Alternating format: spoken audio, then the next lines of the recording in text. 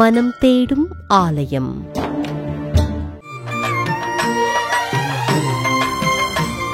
விஜயவாடா ஸ்ரீ கனகதுர்காதேவி திருக்கோயில்.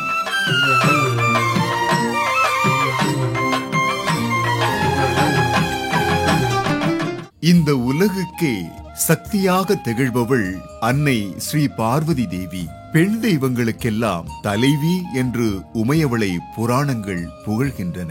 இந்த பிரபஞ்சத்தின் எல்லா பெண் தெய்வங்களும் பார்வதி தேவியின் அம்சம் என்றே புராணங்கள் கூறுகின்றன. பார்வதி தேவியின் முக்கியமான ரூபங்களில் துர்கா தேவியும் ஒன்று என்றும், பார்வதிக்கு இணையான சக்தியை கொண்டவள் துர்கை என்றும் தேவி மகாத்மியம் விவரிக்கின்றது.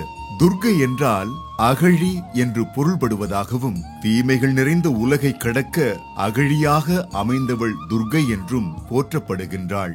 மேலும் துர்கை என்பவள் துக்கங்களையெல்லாம் போக்குபவள் என்றும், எவராலும் வெல்ல முடியாதவள் என்றும் பல விளக்கங்கள் கூறப்படுகின்றன. தனது பக்தர்களை காக்க எந்த ரூபத்தையும் எடுக்க தயங்காதவள் துர்கா தேவியாவாள். அந்த வகையில் அம்பிகையின் ரூபமாகவும் உக்கிர காரணியாகவும் விளங்கும் துர்கையானவள் அருள்பாலிக்கும் ஒரு சிறப்பு வாய்ந்த திருத்தலத்தை தான் இன்றைய மனம் தேடும் ஆலயம் நிகழ்ச்சியில் உளம் மகிழ தரிசிக்கப் போகின்றோம்.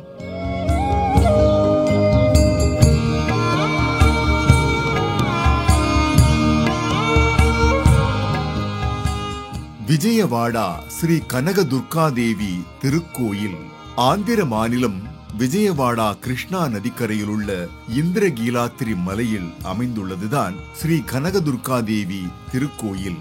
இத்தல இறைவி ஸ்ரீ கனகதுர்காதேவியாவாள்.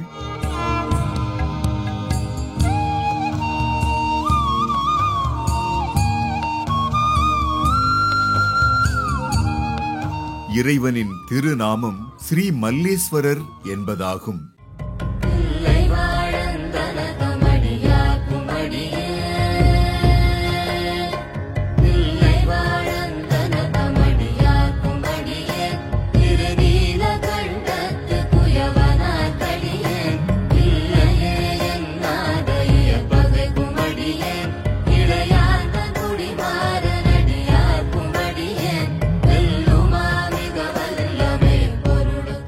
விஜயவாடா என்பது விஜயவாடிகா என்பதிலிருந்து உருவான பெயராகும். பிரம்மாண்ட புராணத்தில் இத்தலத்திற்கு இந்திர கீலாத்திரி, கனகாச்சலம் என்ற பெயர்களும் குறிப்பிடப்பட்டுள்ளதாக கூறப்படுகிறது. தேவியின் 51 சக்தி பீடங்களில் ஒன்றான இத்தலம் துர்காசுரன் என்ற அரக்கனை ஸ்ரீ துர்கை வதம் செய்த தலமும், பாசுபதாஸ்திரத்திற்காக சிவபெருமானை மகிழ்விக்க அர்ஜுனன் தவம் செய்ததும் இத்தலமாகும்.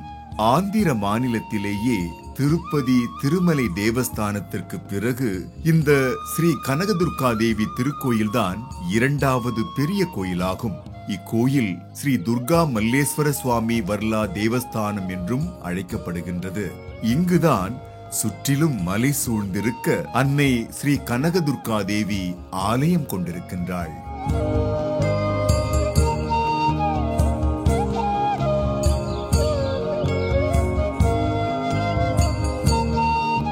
காளிகா புராணம், துர்கா சப்த சதியிலும் வேத புராணங்களிலும் இங்குள்ள தேவி சுயம்புவாக தோன்றியவள் என்ற தகவல்கள் காண கிடைக்கின்றன. தற்போதைய விஜயவாடா ஒரு காலத்தில் மலைப்பாங்கான பகுதியாக இருந்ததாம். இதனால் கிருஷ்ணா நதி நீர் பாய வழியில்லாமல் பாறைகள் தடுத்ததால் மக்கள் இப்பகுதியில் விவசாயம் செய்ய இயலாமல் போனதாம். இதனால் இப்பகுதியினர் சிவபெருமானை வேண்டவே குகைகள் வழியாக எம்பெருமான் நதி நீரை வரவைத்ததாக புராணங்கள் கூறுகின்றன. இறைவன் மலையை குடைந்து நதிக்கு வழிவிட்டதால் இந்த பகுதி பெஜ்ஜவாடா என அழைக்கப்பட்டது. பெஜ்ஜம் என்ற தெலுங்கு வார்த்தைக்கு குகை என்பது பொருளாகும். துர்கையானவள் வெற்றியின் ரூபமாக கருதப்படுவதால் நாளடைவில் விஜயவாடா என தெரிந்ததாகவும் ஒரு சாரார் குறிப்பிடுகின்றார்கள். இக்கோயிலை 10ஆம் நூற்றாண்டில் சாளுக்கிய வம்சத்தைச் சேர்ந்த திரிபுவன மன்னன் கட்டியதாக வரலாற்றாசிரியர்கள் கூறுகின்றனர். பிறகு 12ஆம் நூற்றாண்டில் விஜயவாடா பகுதியை ஆண்ட பூஜாபதி மாதவவர்மா என்ற மன்னன் புனர் நிர்மாணம் செய்ததாக தல வரலாறு கூறுகின்றது. முற்காலத்தில் மகிஷாசுரன் என்ற அரக்கன் மக்களுக்கு பொறுக்க முடியாத தொல்லைகள் கொடுத்து வந்த காரணத்தால் இந்திரகீல முனிவர் என்பவர் கனகதுர்கா தேவியை நோக்கி கடும் தவம் புரிந்தார். தேவி மகிழ்வுற்று முனிவர் முன் தோன்றி வரம் கேட்கும்படி அருள, முனிவர் அரக்கர்களை அழிக்கும்படியும் தேவி அவர் மனதில் என்றும் இருக்க வேண்டும் என்றும் வேண்டிக் கொண்டார். தேவி முனிவரிடம், நீ இந்த கிருஷ்ணா நதிக்கரையில் மலை வடிவில் இருந்து வர நான் ஹிருதயுகத்தில் அசுரர்களை அழித்த பின்பு உன் இருதயத்தில் இருப்பேன் என்று புன்னகை மலர்ந்த முகத்துடன் கூறினாள். மலையுருவில் இந்திரகீல முனிவர் தேவிக்காக காத்திருந்தார். தேவி தனது சூலத்தால் மகிஷாசுரனை வதம் செய்த பின்பு அவன் மீது நின்ற கோலத்தில் மகிஷாசுர மர்தனியாக இங்கே காட்சி தந்தாள். அப்போது இந்திரனும் தேவர்களும் தேவியை கனகதுர்கா என துதித்தார்களாம்.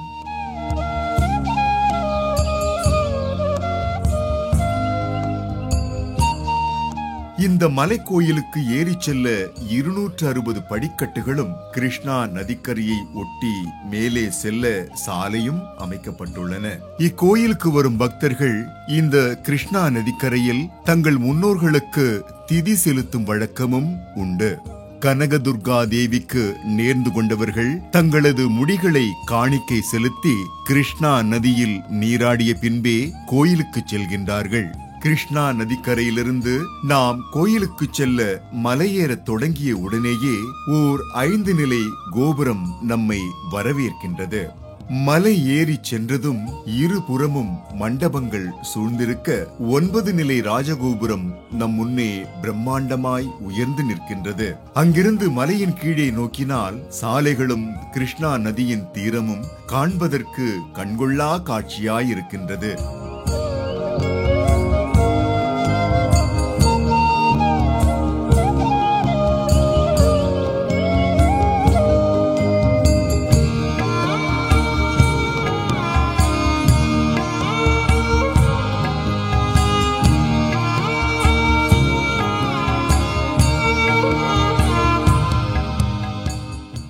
கோபுரத்திற்கு முன்னே ஒரு அலங்கார குடையின் கீழே துர்கா தேவி மூலவர் தேவியின் முழு உருவமாய் காட்சியளிக்கின்றாள்.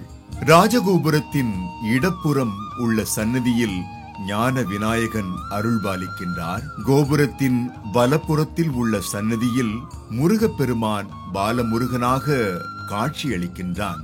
ராஜகோபுரத்தின் உள்ளே நுழைந்ததும் தல விருட்சமான அரசமரம் பசுமையுடன் காட்சியளிக்க, மரத்தை சுற்றிலும் உள்ள நாகர் சிலைகள் கோயிலுக்கு தெய்வீக தன்மையை இன்னும் கூட்டுகின்றன.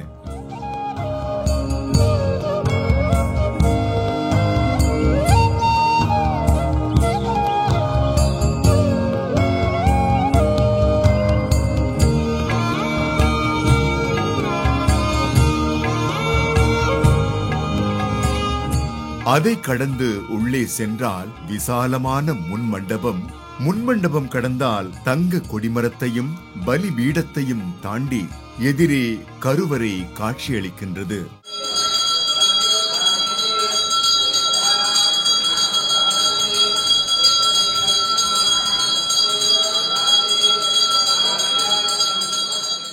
கனகம் என்றால் பொன்னை குறிப்பது போல் இக்கோயிலின் கருவறையின் மேல் உள்ள கோபுரத்தின் கூரை தங்கத்தால் வேயப்பட்டுள்ளது. கோபுரத்தை சுற்றிலும் கண்களை கவரும் சிலைகள் மிகுந்த வேலைப்பாடுகளுடன் காட்சியளிப்பது பக்தர்களின் கண்களுக்கு விருந்தாகின்றன. இக்கோயிலில் துர்க்கையானவள் சுயம்புவாக எழுந்தருளியுள்ளதால் மிகவும் சக்தி வாய்ந்தவராக கருதப்படுகின்றாள். எதிரே உள்ள கருவறையின் உள்ளே ஸ்ரீ கனகதுர்கா தேவி 4 அடி உயரத்தில் ஆபரணங்கள் கண்களில் மின்ன பிரகாசமான மலர்களால் அலங்கரிக்கப்பட்டு முகத்தில் புன்னகையுடனும் அழகு மிளிரவும் அருள்பாலிக்கின்றாள். தேவி தனது 8 கரங்களில் ஆயுதம் ஏந்தியபடி அரக்கன் மகிஷாசுரன் மீது நின்ற கோலத்தில் காட்சியளிப்பது காண கிடைக்காத கண்கொள்ளா காட்சியாய் உள்ளது. இக்கோயிலின் இறைவன் மல்லேஸ்வரர் ஜோதிர்லிங்கத்தை அகத்திய மாமுனிவர் பிரதிஷ்டை செய்ததாகவும், பின்பு கலியுகத்தில் அந்த பீடமும் லிங்கமும் சீர் செய்ய முடியாத நிலைக்கு ஆளானதாம். பிற்காலத்தில் இத்தலத்திற்கு ஜகத்குரு ஆதிசங்கரர் இறைவனை தேவியின் ஆலயத்திற்கு அருகில் பிரதிஷ்டை செய்ததாக தல வரலாறு கூறுகின்றது.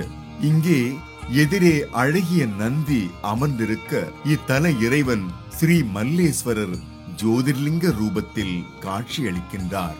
இங்குள்ள தனி சன்னதியில் கருங்கல்லால் ஆன நடராஜ பெருமான் நடன கோலத்தில் காட்சியளிக்கின்றார். மேலும் விநாயகர், பைரவர், வராகியம்மன், ஆஞ்சநேயர் மற்றும் நவகிரகங்களுக்கு தனித்தனியே சன்னதிகள் அமைந்துள்ளன. அர்ஜுனன் இவ்விடத்தில் சிவபெருமானை நோக்கி நெடும் காலம் கடும் தவம் செய்ததால் அவனுக்கு மகாபாரத போரில் துரியோதனாதிகளை வெல்வதற்கான பாசுபதாஸ்திரம் கிடைத்ததாம். அதன் நினைவாக துர்காதேவிக்கு கோயில் கட்டியதாக தல வரலாறு கூறுகின்றது. இக்கோயிலில் தேவியின் சந்நிதியில் ஸ்ரீ சக்கரத்தை பிரதிஷ்டை செய்த ஆதிசங்கரர் தேவிக்கு மிருகபலி கொடுப்பதை நிறுத்தி வேத சாத்திர முறைப்படி பூஜை நடக்க ஏற்பாடு செய்தாராம். உட்பிரகாரத்தில் கண்ணாடி மாடங்களில் தெய்வங்களின் தஞ்சாவூர் ஓவியங்கள் அழகுற காட்சிப்படுத்தப்பட்டுள்ளன. மேலும் சிற்பமாய் அமைக்கப்பட்டுள்ள சிவன் பார்வதியின் கல்யாண கோலம் அந்த இடத்திற்கே இன்னும் அழகு சேர்க்கின்றது. எதிரிகளின் தொந்தரவுகள் விலகவும் செல்வம் செழிக்கவும் கனகதுர்கா தேவியை பக்தர்கள் வழிபடுகின்றார்கள்.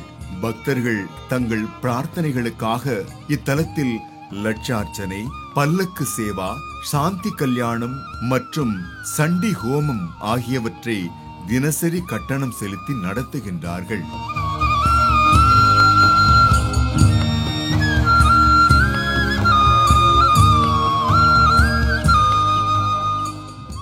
ஆண்டுதோறும் நவராத்திரி விழாவும் தெப்போற்சவமும் மிக விமரிசையாக கொண்டாடப்படுகின்றது.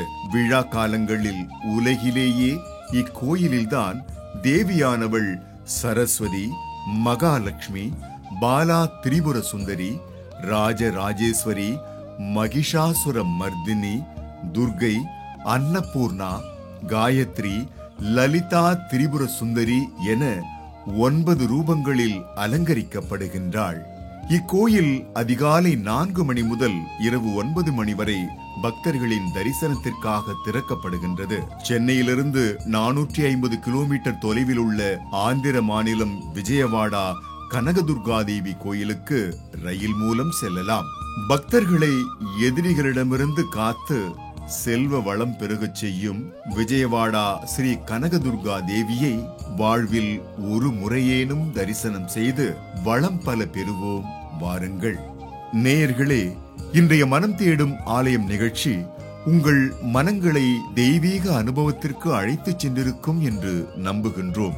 நிகழ்ச்சி குறித்த உங்களது அனுபவங்களையும் கருத்துகளையும் 8993993661 என்ற எண்ணில் தொலைபேசியிலும் வாட்ஸ்அப்பிலும் பகிர்ந்து கொள்ளலாம். விஜயவாடா ஸ்ரீ கனகதுர்காதேவி திருக்கோயில். மனம் தேடும் ஆலயம்.